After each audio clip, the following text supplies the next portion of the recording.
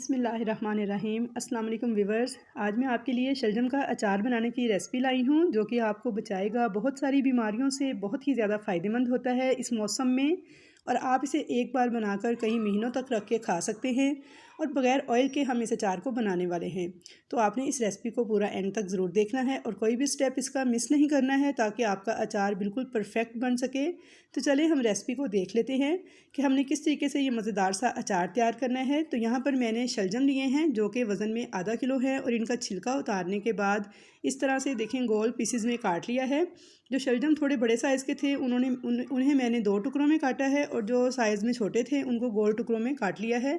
ना तो बहुत ज़्यादा मोटे पीस काटे हैं और ना ही बहुत ज़्यादा बारीक पीस काटे हैं, नॉर्मल दरमियाने से पीस काट के रख लिए हैं। शलजम का अचार हमारे निज़ाम हाज़मा को दुरुस्त करता है क्योंकि यह हाज़मेदार होता है और इसका जो जायका होता है वो खट्टा मीठा सा मज़ेदार जायका होता है जो कि हर किसी को खाने में बेहद पसंद होता है और ये हमारे जिगर के लिए भी बेहद मुफीद है। तो चलिए हम पहला स्टेप स्टार्ट करते हैं इसका और देख लेते हैं। तो इसके लिए देखिए सबसे पहले मैंने एक कढ़ाई ली है, इसमें हम शलजम डालेंगे जो कि हमने धो के काट के रखे हुए थे और अब इसमें हम पानी डालेंगे। इतना पानी डालना है कि ये शलजम डूब जाए। तकरीबन मैंने 1 लीटर पानी डाला है या फिर जितना पानी आपको चाहिए या आपको पसंद है उतना पानी आप इस अचार में डाल सकते हैं क्योंकि ये इसका जो पानी होता है वो बहुत मज़े का लगता है। जब ये अचार तैयार हो जाता है तो इसका पानी बहुत ही मज़े का बनता है। तो मैंने इसमें तकरीबन 1 लीटर डाला है और बॉयल होने के लिए इसे रख दिया है, फ्लेम ऑन कर दिया है। तो यहाँ आप देख सकते हैं कि इसमें बॉयल आना स्टार्ट हो गए हैं। तो मैं इसे अब कवर कर दूँगी और 5 मिनट तक मैंने इसे उबालना है।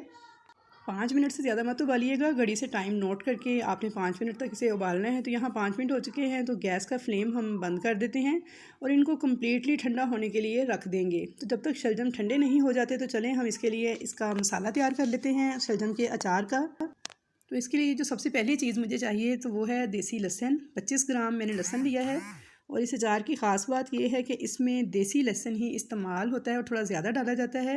लहसुन वैसे भी हमारे लिए बहुत ज़्यादा फ़ायदेमंद होता है, ब्लड प्रेशर को कंट्रोल करता है, खून को पतला करता है और हमारे वज़न को भी कम करता है और इंतहाई फ़ायदेमंद चीज़ है हमारी सेहत के लिए। तो इसको मैं चॉप कर लूँगी। अगर चॉपर नहीं है किसी के पास तो छुरी से नॉर्मल बारीक भी आप काट सकते हैं।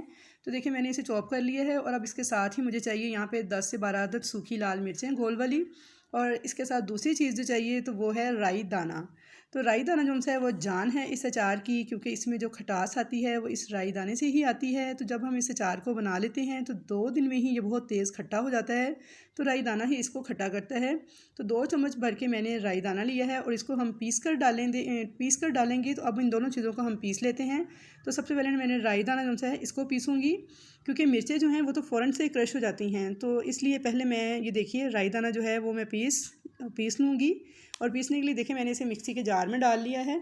तो यहाँ पे देखें जी हमारा राई दाना जो है वो पिस चुका है और पीसने से इसका कलर देखें येलो हो चुका है। जब इसका दाना फटता है तो ये येलो कलर का ही निकलता है पीसने के बाद और इसी से ही हमारे अचार में खटास आती है। तो जितनी खटास आपको चाहिए उसी हिसाब से आप इसे कम ज़्यादा भी ले सकते हैं। तो मैंने 2 चम्मच लिया है यहाँ पे, आधा किलो शलजम के हिसाब से। तो यहाँ पर मिर्चें जो हैं इनको भी मैं साथ ही इसके क्रश कर लूँगी। अब बिल्कुल बारीक पाउडर नहीं बनाना बल्कि कुटी हुई लाल मिर्चों की तरह इसे क्रश करना है ताकि अचार जो है हमारा देखने में भी खुशनुमा लगे। तो ये देखें मिर्चें जो सी हैं इनको भी मैं इसी तरह से दरदरा से मैंने पीस लिया है मोटा मोटा सा। ये मसाला हमारा रेडी हो चुका है। अब हम अगले स्टेप की तरफ चलते हैं और यहाँ पे देखें जी शलजम जो से थे इनको मैंने मुकम्मल तौर पे ठंडा कर लिया है और देखें ये इतने ही गले होने चाहिए, यानी 50% तक मैंने इनको गलाया था, इतना ही इनको होना चाहिए। तो आपने इसी तरह के गलाने हैं। अगर आप इनको बिल्कुल सॉफ्ट करके गला देंगे तो फिर इनको 2 दिन जब धूप में रखेंगे तो ये मज़ीद गल जाएंगे और इनका जायका इतना अच्छा नहीं लगेगा। तो चलें जी अब हम स्टार्ट करते हैं इसके अचार की मिक्सिंग जो है। तो इसके लिए देखिए सबसे पहले जो मसाला मैंने पीस के रखा था वो मैं इसमें सारे का सारा ही मिक्स कर दूँगी। तो ये देखिए सारा मसाला जो है मैंने इसमें डाल दिया है और अब हम इसमें साथ ही नमक डालेंगे। 1 चम्मच मैंने भर के नमक डाला है इसके अंदर और एक मैंने छोटा सा पीस गुड़ का लिया है। गुड़ जो है ये भी बहुत फ़ायदेमंद होता है, हाजमे के लिए बहुत अच्छा होता है और इससे अचार का जो जायका है बहुत ही ज़बरदस्त लगता है, इसलिए गुड़ आपने लाजमी ऐड करना है। और अब इसके साथ ही मैं इसमें हल्दी पाउडर ऐड करूँगी। हल्दी डालने से एक तो हमारे अचार की शेल्फ़ लाइफ ज़्यादा हो जाएगी, दूसरा ये देखने में भी खुशनुमा लगेगा और वैसे भी हल्दी नेचुरल एंटीबायोटिक होती है, हमारी सेहत के लिए बहुत ही अच्छी होती है। तो अब हम सबसे ऐड पे जो हमने लहसुन चॉप करके रखा था ये भी सारे का सारा मैं इसमें ऐड कर दूँगी। तो यहाँ पर देखिए तमाम चीज़ों को मैंने अच्छी तरह मिक्स कर लिया है। बस इस तरह से अचार को मिक्स करने के बाद आपने 2 से 3 दिन इसको धूप लगवानी है, तो इससे इसकी शेल्फ़ लाइफ जो है वो भी बढ़ेगी। और इसको किसी भी जार में निकाल लें, तो आप ज़रूरी नहीं कि जैसे मर्तबान वगैरह में निकालें, किसी भी बॉटल में, जार में, किसी बाउल में, किसी भी चीज़ में जिसका ढक्कन जो है वो बंद हो जाता हो, एयर टाइट, आप उसमें इसे निकाल के रख लें।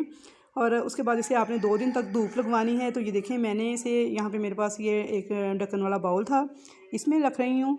तो मैंने इसमें डाल लिया है इसको, और अब डेली 2 घंटे इसे धूप में रखेंगे। 3 दिन हमने इसको धूप लगवानी है, और 3 दिन के बाद हमारा ये अचार जो है कम्प्लीटली तैयार हो जाएगा। और जब ये तैयार हो जाएगा तो आप इसको फ्रिज में रख कर कई महीनों तक खा सकते हैं। ये ख़राब नहीं होता है, बहुत ही मज़ेदार ये अचार बनकर तैयार होता है। गुड़ का पीस तो साहब आप देख सकते हैं कि वो इसमें साबित ही है, तो वो ख़ुद ही आहिस्ता से पिघल जाएगा जब वो धूप में पड़ा रहेगा। तो अब इसको धूप लगवाने का काम बाकी है। तो देखें, अचार जो है हमारा बिल्कुल रेडी है। ये जो अचार है ये व्यूअर्स जिगर और मैदे के लिए बहुत ही फ़ायदेमंद होता है। कमज़ोर लोगों के लिए भी बहुत ही फ़ायदेमंद है। दोपहर के खाने में इस मौसम में आप इसको लें, बहुत ही ज़्यादा आपको फ़ायदा होगा। शलजम खून बनाते हैं, जोड़ों और कमर की दर्द के लिए जिन ख़वातीन को ये प्रॉब्लम है उनके लिए तो ये बेहतरीन एक दवाई का काम करता है। तो बहुत ही मज़ेदार और फ़ायदेमंद अचार हमारा जो सा शलजम का है बन के तैयार हो चुका हुआ है। तो आई होप व्यूअर्स कि आपको मेरी आज की ये रेसिपी बहुत ही ज़्यादा पसंद आएगी। रेसिपी पसंद आए तो इसे लाइक कीजिएगा, मिलने जुलने वालों से शेयर कीजिएगा, और अगर आप मेरे चैनल पर नए हैं तो इसे सब्सक्राइब कीजिएगा। तो इंशाल्लाह मिलूँगी नेक्स्ट भी नई अच्छी अच्छी रेसिपीज़ के साथ। तब तक के लिए मुझे दें इजाज़त। अल्लाह हाफिज़।